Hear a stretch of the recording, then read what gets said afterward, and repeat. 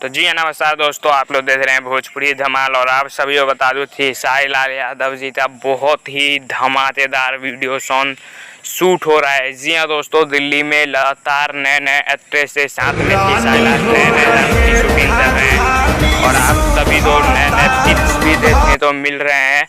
और आप लोग बताओ कि अलग अलग कंपनियों के लिए बहुत ही बड़े लेवल से जाने थे साई लाल अब शूट कर रहे हैं।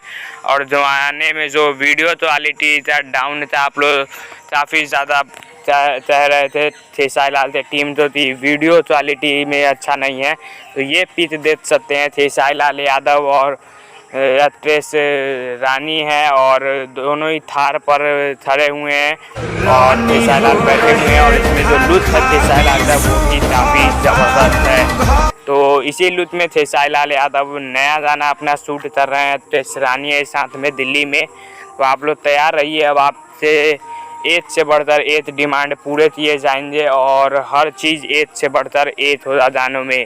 कितना एक्साइटेड है कैसा लगा प्लीज़ कमेंट में ज़रूर बताएं।